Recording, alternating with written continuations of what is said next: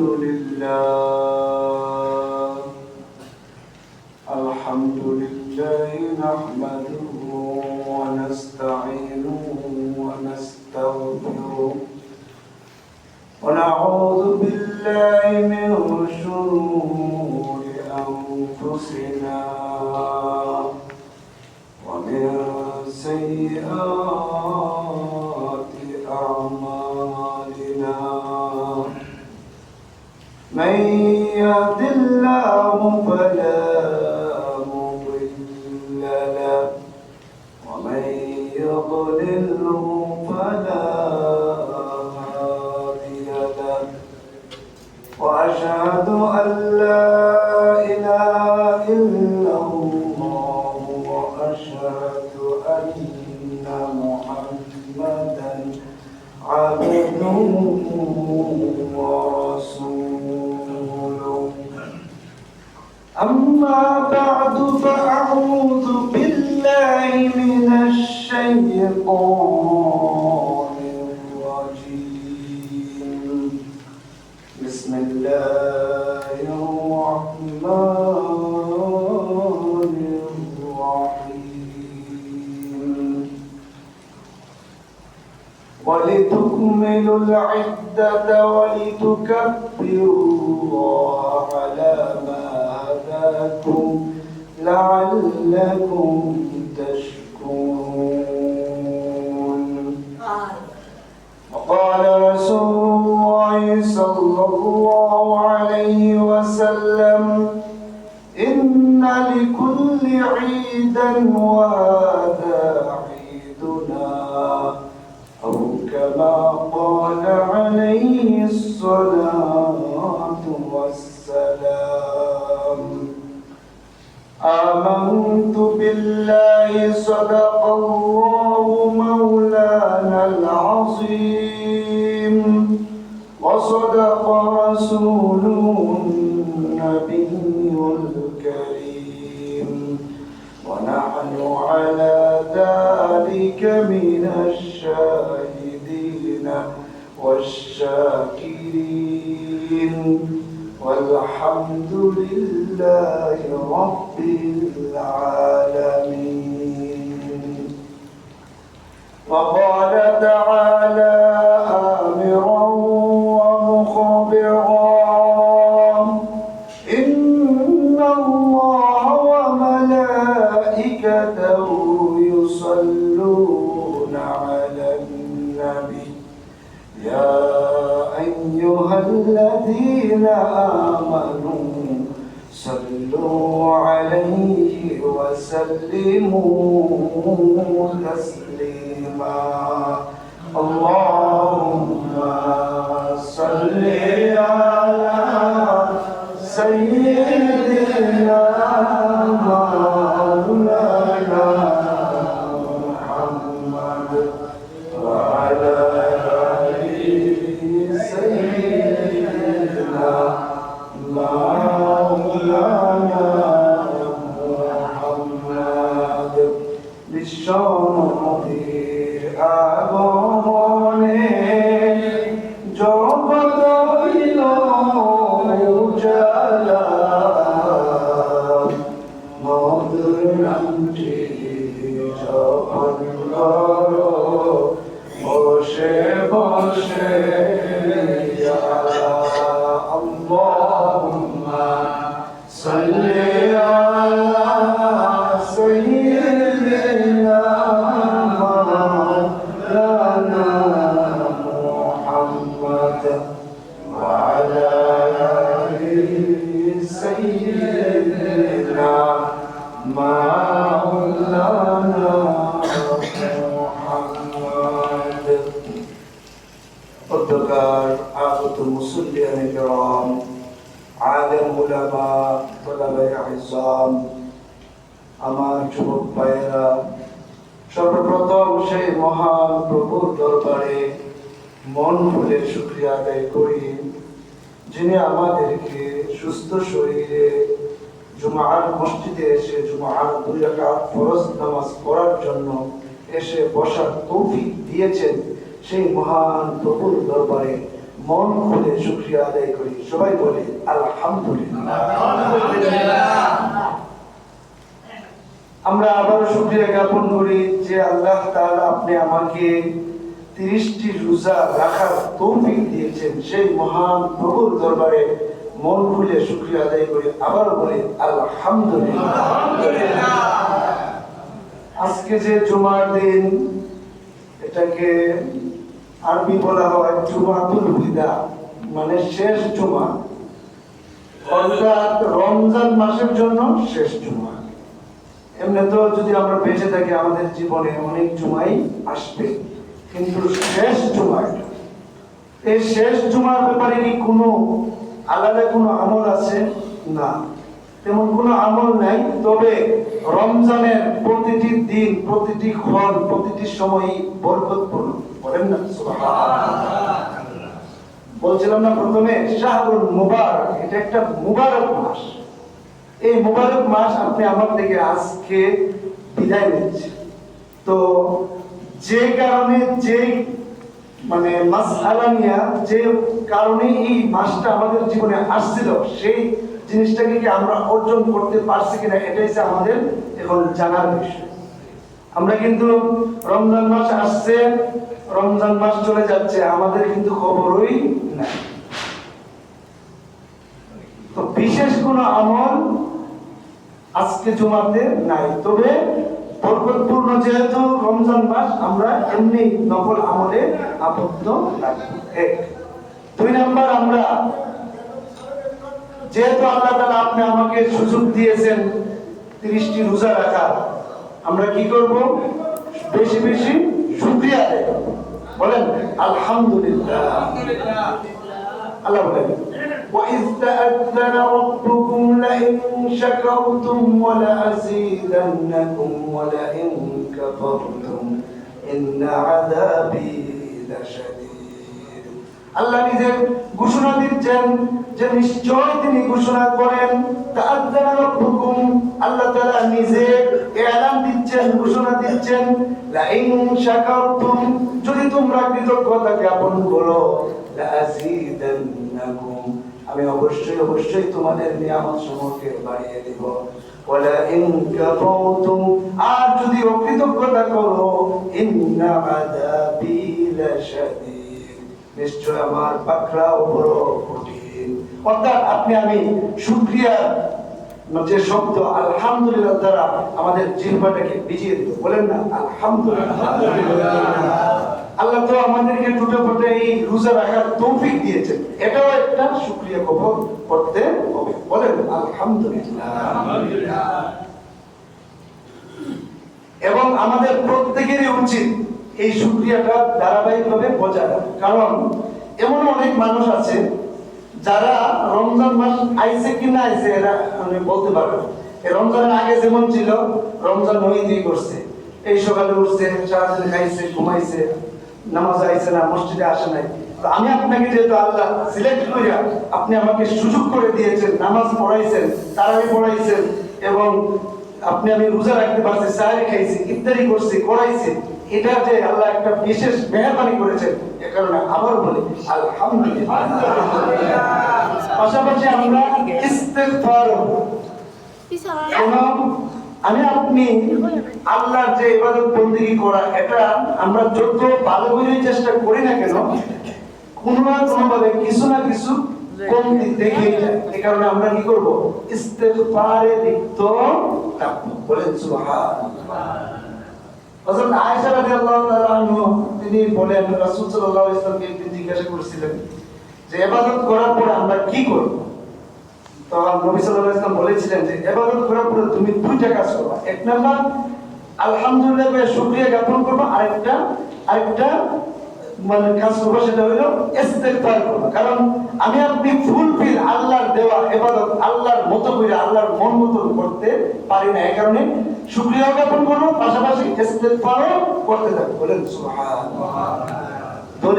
দলিল হইল আল্লাহ এক আয়াতে বলেন, কানু কলিলাম মিনাল লাইলি মা ইয়াহজাউন ওয়া বিল আসহারি ইয়াস্তাগফিরুন।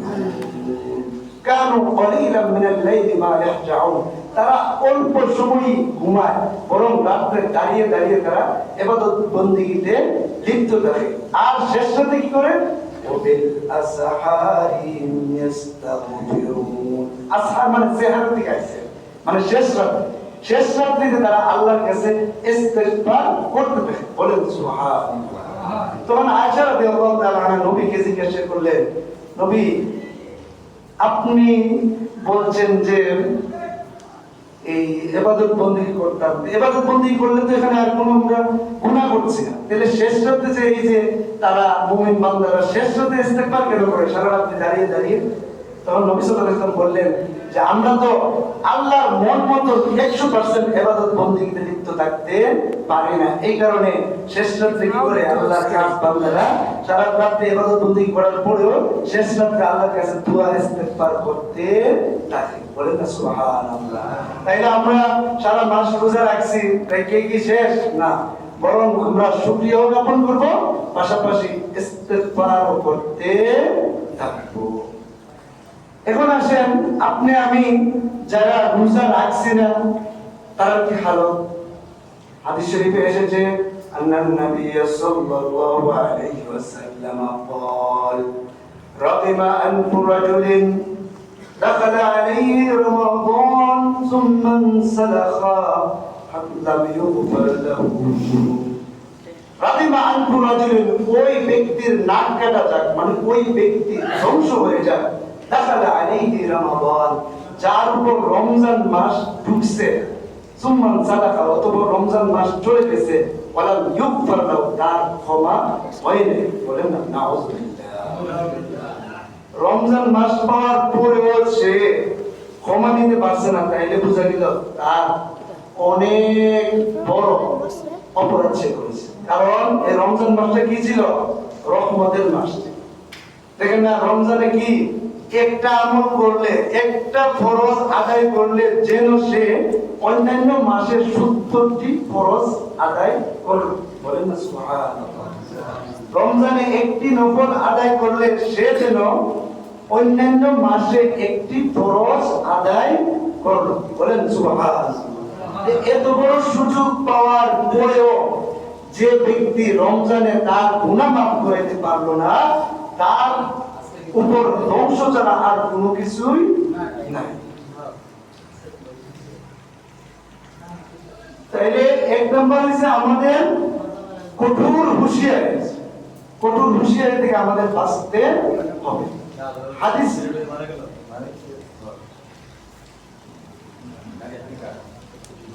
তো আরেকটা হাদিসে আছে ذات يوم كان النبي صلى الله عليه وسلم صعد المنبر, একদিন রাসূল সাল্লাল্লাহু আলাইহি ওয়াসাল্লাম মিম্বরে উঠলেন, উঠে বললেন আমিন, এরপরে আবার আরেকটা সিঁড়িতে পাড়া দিলেন, বললেন আমিন, এরপর আবার একটা সিঁড়িতে পাড়া দিলেন, বললেন আমিন। ফালাম্মা ফারাগা মিন খুতবাতিহি, যখন রাসূল সাল্লাল্লাহু আলাইহি ওয়াসাল্লাম তার খুতবা থেকে নামলেন, তখন সাহাবায়ে কেরাম বললেন হুজুর আজকে তো আপনাকে একটা আনকমন কাজ করতে দেখছি।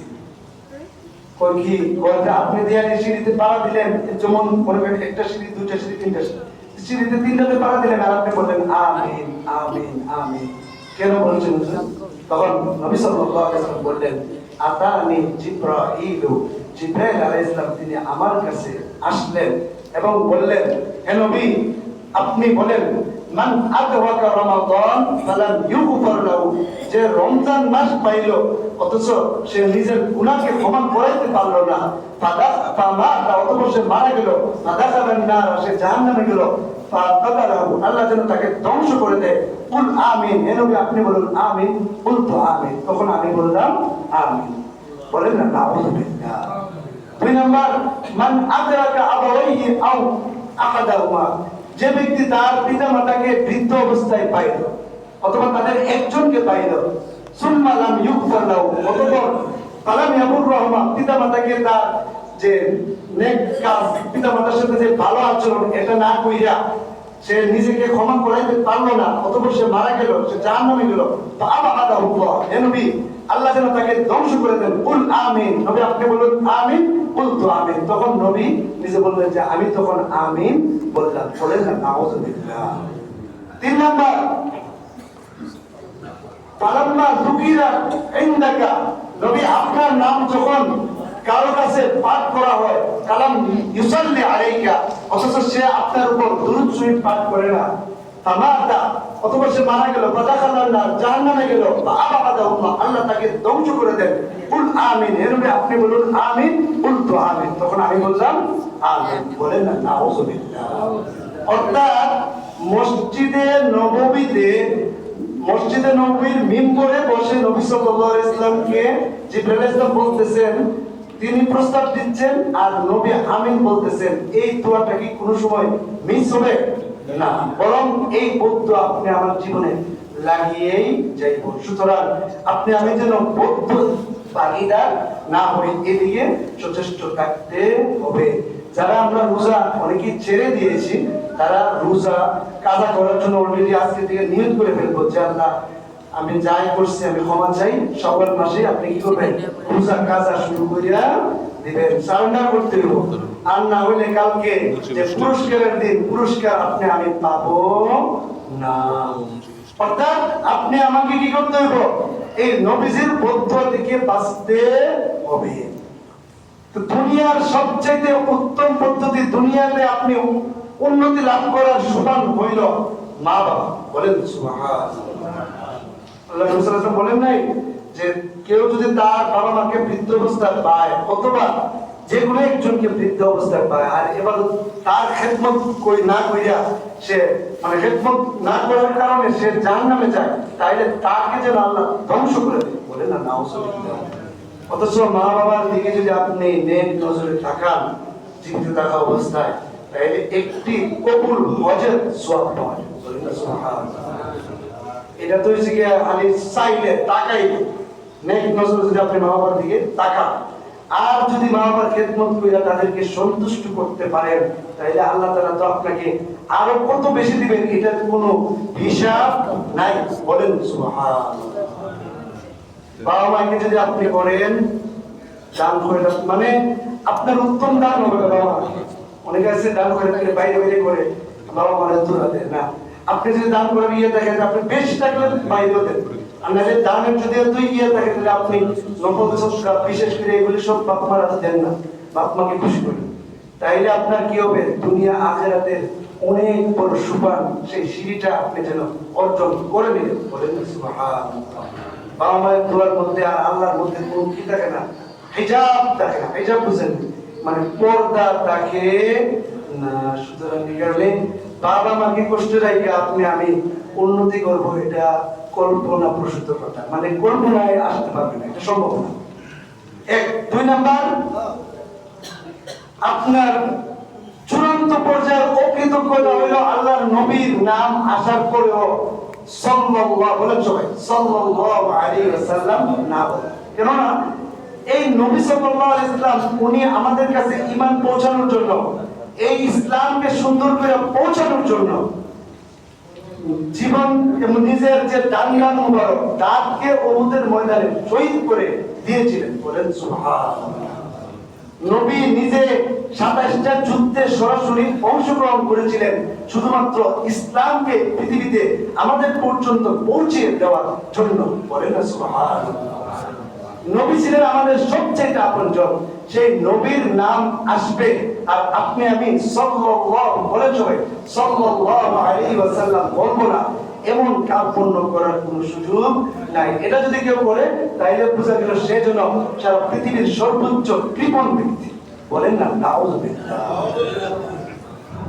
আর এই রমজান মাস পাইল, এরপরও সে গুনাহ ক্ষমা করাইতে পারলো না, তাহলে সে তার মতন দুর্ভাগায় পৃথিবীতে হতে পারে না। বলেন না নাউযুবিল্লাহ। রহমতের মাস না, রোজা রাখলে আল্লাহ কি কইছেন? হাদিস শরীফে এসেছে, ইন্নাল্লাহা ফারাদা আলাইকুম সিয়ামাহু ওয়া সানানতু লাকুম কিয়ামাহু ফামান সামাহু ওয়া কামাহু ঈমানান ওয়া ইহতিসাবান খারাজা মিন যুনুবিহি কায়াউমিন ওয়ালাদাতুহু উম্মুহু নিশ্চয় আল্লাহ তাআলা তোমাদের উপর রোজাকে ফরজ করেছেন, আর আমি তোমাদের উপর তারাবির নামাজকে সুন্নাত করেছি। যে ব্যক্তি রোজা রাখবে এবং তারাবির নামাজ দাঁড়িয়ে দাঁড়িয়ে পাঠ করবে, সে রমজানের শেষ দিন শেষ রাত্রিতে সে খারাজা মিন যুনুবি কায়াউমিন ওয়ালাদাতু উম্মু, সে তার গুনাহ থেকে যেন সত্য ভূমিষ্ঠ নবজাতকের ন্যায় বের হয়ে যাবে। বলেন না সুবহানাল্লাহ। এত বড় ফজিলত হওয়ার পরেও আপনি আমি যদি রোজা না রাখা, আপনি আমি যদি আল্লাহর কাছ থেকে রোজা রাখা ক্ষমা না করাইতে পারি, তাহলে আপনি আমার মতন দুর্ভাগা আর এই পৃথিবীতে নাই। তাইলে নবী এবং জিবরাইল আলাইহিস সালাম উভয়ের সমন্বিত সেই বদ্ধ আপনি আমার উপর লাগাটাই আমি মনে করি অধিক উপযুক্ত, কারণ এত সুযোগ। এরপরে আসেন, রোজা রাখলেও মাপ, তারাবি নামাজ পড়লেও মাপ, ইফতারি করাইলেও আল্লাহ মাফ করবেন, ইফতারি নিজে করলেও মাফ করবেন, ইফতারির আগে দোয়া করলেও মাফ করবেন, সাহারি খাইলেও আল্লাহ মাফ করবেন, দান খয়রাত করলেও মাফ করবেন, সভাপতির পাইলেও মাফ করবেন, সভাপতির তালাশ করতে গিয়ে যদি আপনি নামাজ বেশি বেশি পড়েন এটাও আল্লাহ মাফ করবেন। বারবার সুযোগ দিচ্ছেন। এত সুযোগ, এত অফারের পরেও যদি আপনি আমি রমজান মাসের পরে, রমজান মাসের শেষ রাত্রিতে যদি আপনি আমাকে আল্লাহ ফুলফিল ক্ষমা ঘোষণা না করেন, তাহলে আপনি আমার মতন দুর্ভাগা এই পৃথিবীতে নাই। বলেন নাউযুবিল্লাহ। হতে পারে এই রমজান বা এই জুমাটাই আমাদের জীবনের শেষ জুমা, রমজানের জন্য তো শেষ জুমা একটা জানা কথাই, অথবা আমাদের জীবনের শেষ জুমাও হতে পারে। আল্লাহ বলেন কুল্লু নাফসিন যায়িকাতুল মাউত, প্রত্যেক মানুষই মরণশীল। জন্মেছে যে মরতে হবে সে, বলেন জন্মেছে যে মরতে হবে সে, কোন ধরনের পরিচয় কাজ আসবে না। ইযা জাআ আজালুহুম লা ইস্তাখিরুনা সাআতাও ওয়া লা ইস্তাকদিমুন। যখন সময় এসে যাবে, যার যে টাইম আছে নির্ধারিত টাইম, যখন সময় ওই টাইমটা এসে যাবে, লা ইস্তাকদিমুন, একটু আগানো হবে না যে একটু আগে নিয়ে নেই, অথবা লা ইস্তাখিরুন, 2 মিনিট পরে নেই, এটাও হবে না। অর্থাৎ আপনি আমাকে আল্লাহ টাইম দিবেন না, যে টাইমে আসবে, আজরাইল যখন আসবে আর কোন ধরনের সুযোগ পাওয়া যাবে না। অর্থাৎ আজরাইল যখন এসে যাবে আর কোন সুযোগ থাকবে না। মাউতু কাসিন কুল্লু নাসিন শারিবু কবর বাইতিন কুল্লু নাসিন দাখিলু, মাউতু কাসিন কুল্লু নাসিন শারিবু কবর বাইতিন কুল্লু নাসিন দাখিলু। মওতের পেয়ালাটা প্রত্যেক মানুষই আস্বাদন করতে হবে, খাইতে হইব। কোন ধরনের পরিচয় কাজে আসবে না যে হুজুর আমি তো অনেক বড় লোক, অনেক টাকাওয়ালা, অনেক শক্তিশালী, আমার তো কোনো রোগই হয় না, সারা বছর যায় হুজুর আমার কোনো সর্দি হয় না।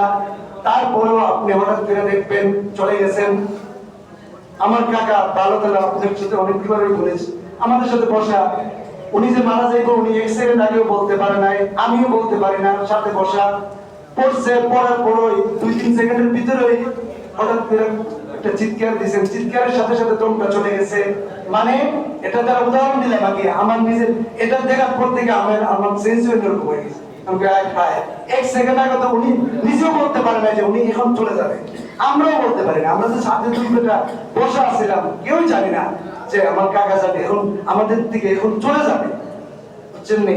তাইলে বোঝা গেল পৃথিবীতে আপনি আমি কেউ থাকতে পারবো না, সময় যখন আসবে চলে যেতেই হবে। তাইলে চলে যেতেই যেতে হবে, তাইলে পরবর্তী জীবনের জন্য আমাদের কি করতে হবে ভাই?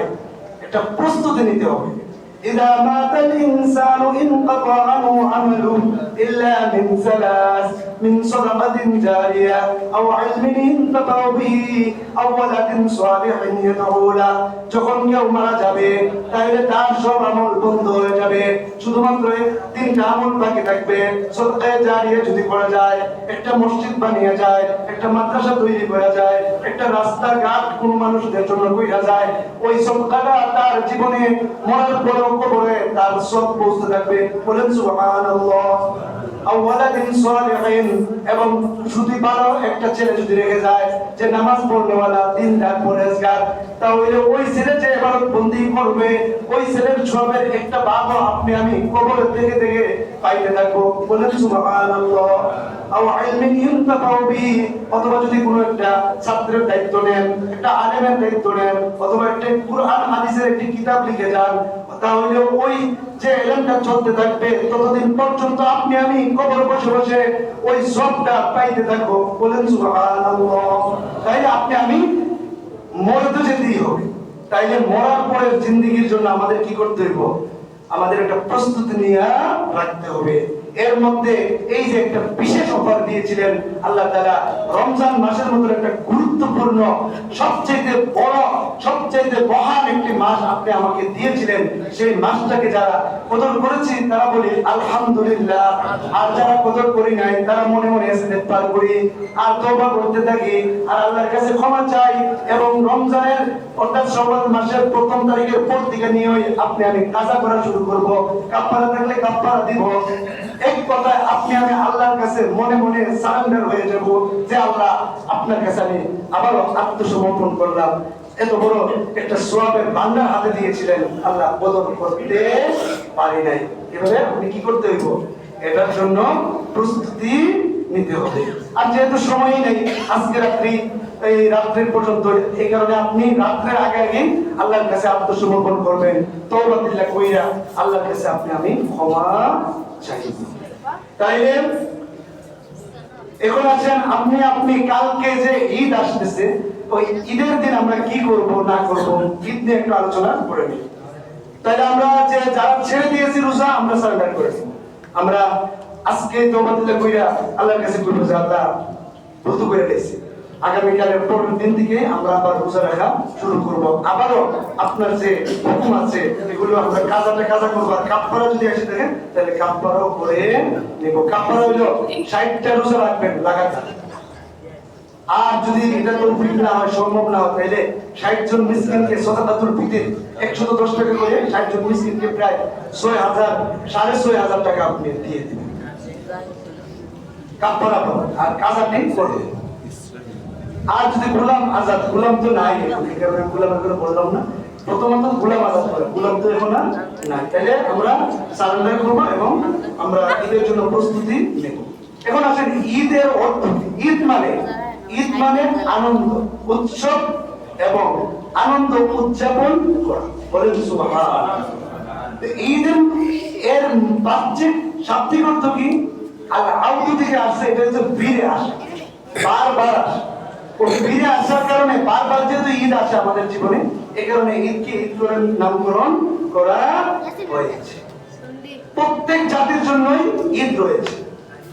আল্লাহ নবী সাল্লাল্লাহু আলাইহি ওয়াসাল্লাম বলেন, ইন্না লিকুল্লি কওমিন ঈদান ওয়া হাযা ঈদুনা। প্রত্যেক জাতির জন্যই, প্রত্যেক ছোট জাতি আছে কিন্তু প্রত্যেকের জন্যই একটা আনন্দপূর্ণ মুহূর্ত দেখে থাকে। এর মধ্যে আমাদেরও ঈদ রয়েছে, এটা হইলো ঈদ মানে ঈদুল ফিতর এবং ঈদুল আযহা। এই দুইটা দিন হইলো আমাদের আনন্দের দিন। বলেন সুবহানাল্লাহ।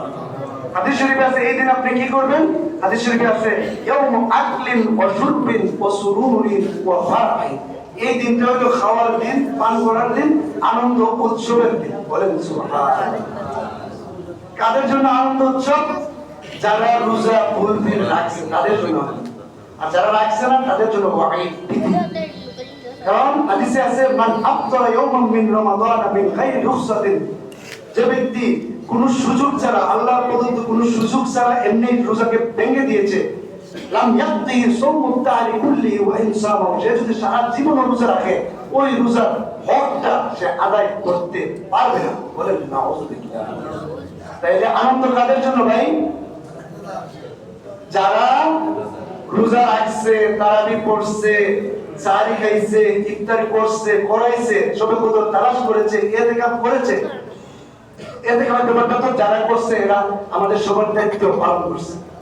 এদেরকে ধন্যবাদ, এদের জন্য আপনারা সবাই দোয়া করবেন। এরা কিন্তু আমাদের একটা হক ছিল, হকটা কি করে দিয়েছে? আমাদের 5-7 জন ভাই যারা, এরা এই হকটা আদায় করে দিয়েছে। তাইলে আমাদের পূজা গান থেকে যারা পূজা নামাই দিল তাদের প্রতি আমাদের একটা কৃতজ্ঞতা জ্ঞাপন করা উচিত না ভাই? তাহলে আমরা তাদের জন্য দোয়া করবো ইনশাআল্লাহ। এরপরে আসেন আগামীকাল দিনটা কি পুরস্কারের দিন। হাদিসে আছে যে আল্লাহ তাআলা ফেরেশতাদের সাথে গল্প করে বলবেন, এই ফেরেশতারা দেখছুনি আমার বান্দারা তারা তাদের উপর যে ফরজ ছিল রোজা এগুলো আদায় করার পরে তারা আমার কাছে চলে আসছে দোয়ার জন্য, তোমরা কি করো? তারা যে 24টা 30টা রোজা রাখছে তাদের পারিশ্রমিক কি দেওয়া? তখন ফেরেশতারা বলবে তাদেরকে পরিপূর্ণ দিয়ে দেন। তখন আল্লাহ বলবেন ইরজিউ ক্বাদ গাফারতু লাকুম, তোমরা ফিরে যাও ঈদগাহ ময়দান থেকে, আমি তোমাদের সমস্ত গুনাহকে মাফ করে দিলাম। বলে সুবহানাল্লাহ। ওয়া বাদদালতু সাইয়্যাতিকুম বিল হাসানাত, এবং তোমাদের গুনাহসমূহকে আমি মিটিয়ে হাসানাত নেক দ্বারা পরিবর্তন করে দিলাম। বলে সুবহানাল্লাহ। এবং শেষে দিয়ে আছে হাদিসের বায়ান যে ওনা মাগফুরান লাহুম, তারা সবাই বাড়িতে চলে যাবে, তাদেরকে যেন আল্লাহ সব গুনাহকে maaf করে দেন। বলেন সুবহানাল্লাহ। তাহলে এই ঈদের দিনটা হবে আমাদের আনন্দের দিন। তবে আনন্দের মধ্যে একটু সীমা রেখে রাখবেন। কেনাকাটা করতে গিয়ে সেটা বেগনা নারীর সাথে ধাক্কাধাক্কি করার কোনো সুযোগ নেই। 2 নম্বর অবাধ বিচরণ। আপনার মেয়েরা এই বাইরে গেল একবারে চুনো পাথর লাগাইয়া মানুষের সাথে গায়ের মাহরাম ছেলেদের সাথে ঘোরাঘুরি করলো, এটাকেও সুযোগ দিবেন না। 3 নাম্বার সামাজিক কাজে বিনষ্ট হয়, সামাজিক ভারসাম্য বিনষ্ট হয়। যেমন দেখবেন যে টমটম মিশু অথবা ট্রাকের মধ্যে বড় বড় ট্যাক্সেট লাগাইয়া এই রমজান মাসের শেষ দিনই অর্থাৎ ঈদের দিন দেখবেন যে পুরা এলাকায় দম দম করে একটা আওয়াজ তুলতে থাকে। অন্যান্য এলাকাতে হইলে অন্যান্য এলাকার এরা দায়ভার নিবে, আপনাদের এলাকাতে হইলে আপনাদের যারা মুরব্বী আছেন দায়ভার নিতে হবে। কারণ আপনারা আপনাদের ছেলেদেরকে প্রত্যেকে যদি প্রত্যেকের ঘরের ছেলেদেরকে আটকে রাখা যায় তাহলে কি হয়ে যাবে? আর এইভাবে দ্রুম দ্রুম আওয়াজ হবে না, একটু গান গান হবে না। আমরা এগুলি কি করবো একটু খেয়াল কইরা চলবো। এখন আসেন আগামীকাল আপনারা যে সুন্নত গুলো আছে কিভাবে আসবেন। 1 নাম্বার শেষ রাত্রে আপনারা একটু তাড়াতাড়ি উঠে যাবেন। কি করবেন? তাড়াতাড়ি উঠবেন। ওইটা জায়গা পারলে তাহাজ্জুদের নামাজ পড়বেন। হাদিস শরীফে আছে মান কামা লাইলাতাল ঈদাইন লাম মুক্তাসিবান লাম ইয়ামুত তালবু হিনা তামুতুল কুলুব। হাদিসে আছে যে যে ব্যক্তি ঈদের রাত্রিতে দাঁড়িয়ে দাঁড়িয়ে ইবাদত বন্দেগী করবে আল্লাহর ইবাদত অর্থাৎ সওয়াবের আশায়, তার অন্তরটা ওই দিন মরবে না যেদিন মানুষের অন্তরটা মরে যাওয়ার উপক্রম হবে। বলেন না সুবহানাল্লাহ। মানে কিয়ামতের মাঠে অবস্থা খারাপ হওয়ার কারণে, গরমের কারণে অনেক কষ্ট থাকবে সবাই, কিন্তু যারা ঈদের প্রাপ্তিতে ইবাদত বন্দেগীতে লিপ্ত থাকবে তাদের অন্তরটা থাকবে সজীব এবং তাদের চেহারাটা থাকবে উজ্জ্বল। বলেন না সুবহানাল্লাহ।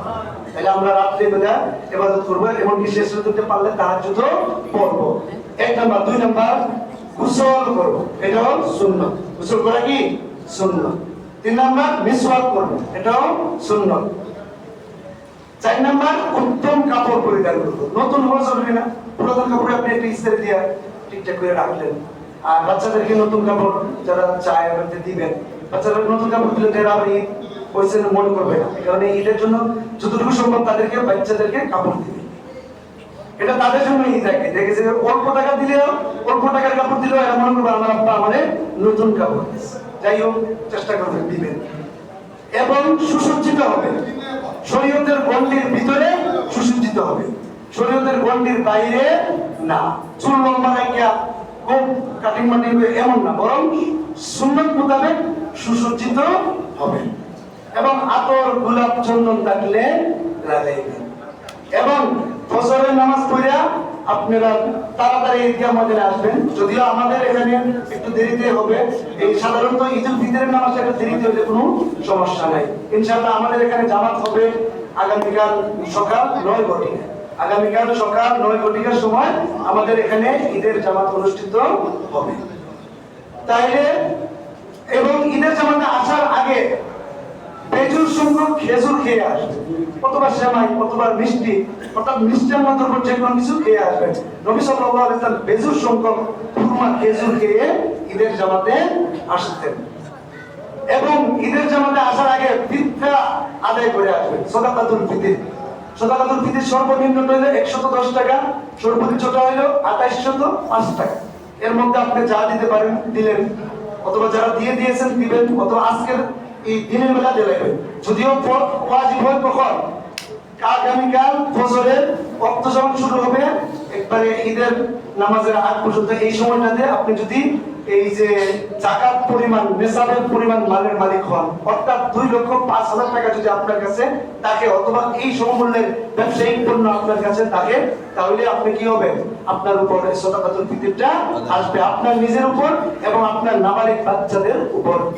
আপনি নিজের উপর আর নাবালিগ বাচ্চাদের পক্ষ থেকে দিলেই হবে, অন্যান্যদের পক্ষে এরা যারা বড় আছে বালেগ আছে এরা নিজেরা যদি মালিক হয় টাকা পয়সা তারা দিবে, আর নাকি দেওয়ার দরকার নাই। তবে আপনি যদি মনে করেন যে না আমি সবার পক্ষ থেকে দিব সোয়াবের আশায়, তাইলে তো নফল হবে, সোয়াব হবে ইনশাআল্লাহ। এবং ঈদগাহ ময়দানে ঈদের নামাজ পড়া এটাও সুন্নাত। এক রাস্তায় যাইবেন আরেক রাস্তায় আসবেন, এটাও একটা সুন্নাত।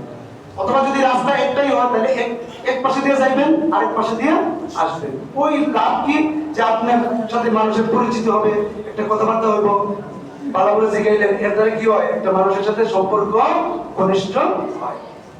এরপরে যাদের যানবাহন আছে যানবাহন দিয়ে না এসে হাইডে আসার চেষ্টা করবেন যদি পায়ে কোনো সমস্যা না থাকে, এটাও একটা সুন্নাত। পায়ে হেঁটে আসা সুন্নাত।